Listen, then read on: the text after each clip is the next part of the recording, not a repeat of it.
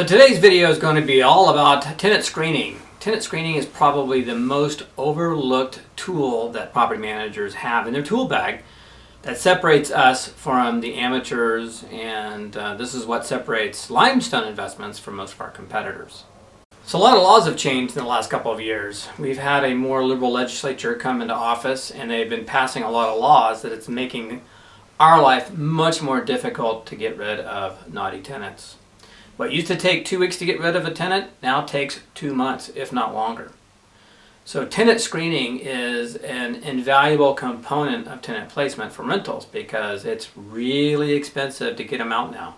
So not only does improper screening make it more difficult to get rid of a naughty tenant, it costs a lot more. When amateurs try to place their own tenants, we find a disaster has been left behind.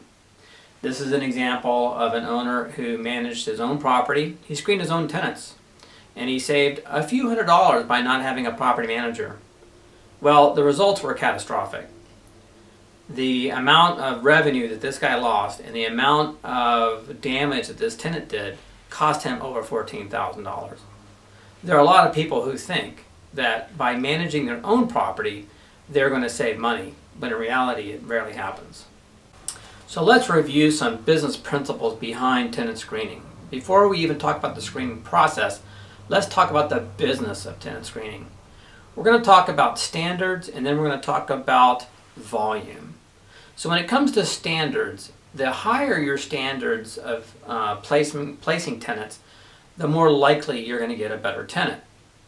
We use some basic standards, and those standards include a minimum credit score of about 650. We're looking at 3 times income for market rent. And the third standard, of course, is landlord verification. Those are the 3 components that we look at in placing tenants.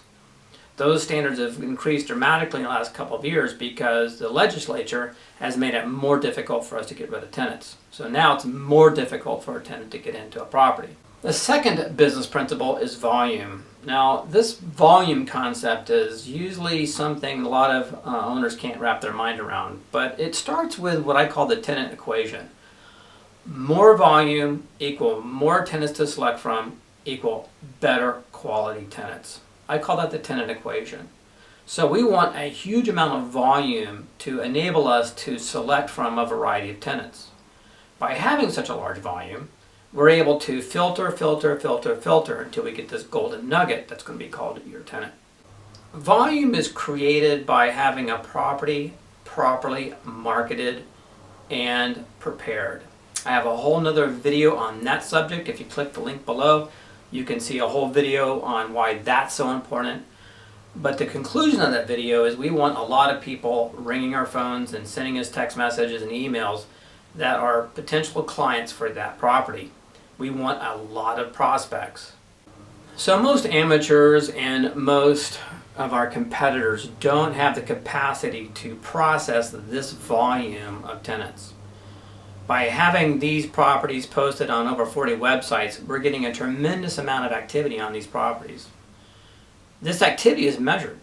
I'm an old Air Force engineer freak, and I measure everything. By measuring all the statistics on these properties, we're able to verify that we have the property properly priced. If it's properly priced, we're going to get a bunch of people to select from, which is going to give you a better tenant. With 3 decades of experience, I've come up with a filtering system and a proprietary process that really enables us to find that nugget of gold. Most of our competitors don't have this filtering process or our proprietary systems, and amateurs certainly don't have these things. So I'm going to break down the filtering process first. The first filter is what I call the hopeless filter. We're going to remove all the prospects who are hopeless. This includes tenants who don't have a job, have poor credit, or a weird variety of combination of pets or too many pets. Since we don't recommend pets, this eliminates probably 20% of your prospects. The reason why we don't recommend pets is all it takes is one rat dog to destroy all your flooring. We've seen one rat dog do as much as $15,000 worth of damage. You don't want that on your property. there's not enough security deposit to take care of all these damages that pets do. The other problem with pets is they become a nuisance to neighbors and can go on and on about how pets will really destroy a property. We will absolutely not allow dogs with pools. We've had too many conflicts between pets and pool vendors. We also don't take on people who don't live here.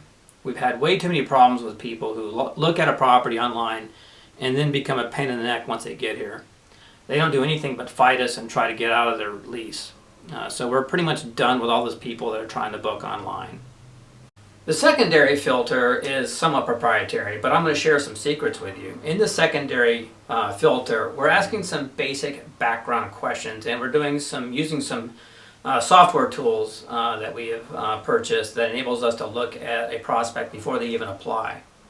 We're going to look at things like why they're leaving, what their background is in terms of their rent history as well as their job history. We're trying to look at a particular profile that we have learned is going to be a good tenant. So by the way, we've already advertised the property with our minimum standards. We don't want to make it difficult for people to understand. In advertising, we indicate how much credit score we're looking for, what the income we're looking for, and also we want to make sure that they understand we need 2 landlord references. What we don't want is people who don't qualify to apply. We're wasting their time, they're going to be mad. We don't want anything to do with people who don't qualify or meet our minimum standards. So that's just right off the bat. I think a lot of our competitors make the mistake, or make 2 mistakes when it comes to tenant screening. Number 1, I think, is that they charge too much. That's right, a lot of property managers charge $150, $200 for an application. Perhaps it's because they don't want to deal with all the volume, or perhaps it's because they want to make some money on the application fees. Either way, it's not good for the owner. By eliminating or reducing the number of applicants, the owner is losing money because they're not getting as many applicants. The second mistake that a lot of competitors make is because they put the application up front. They haven't done all the filters to eliminate all these applications. So what they're doing is they're getting all these applications, and a lot of times they're forced to make decisions on tenants who meet the minimum requirements, but they know deep in their heart that those tenants don't qualify. And the reason why they accept them is because they don't want to deal with a lawsuit or have to deal with a real estate division. So those are the 2 mistakes I think a lot of competitors make.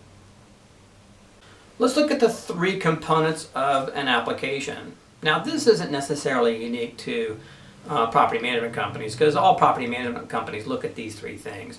So of course we're looking at the credit score. Credit score is going to be a function of the neighborhood, and the reason why we do that is because we've learned that if a tenant who has a 750 credit score or above is going to move into a rough neighborhood, they're not going to last long. They'll move away right away.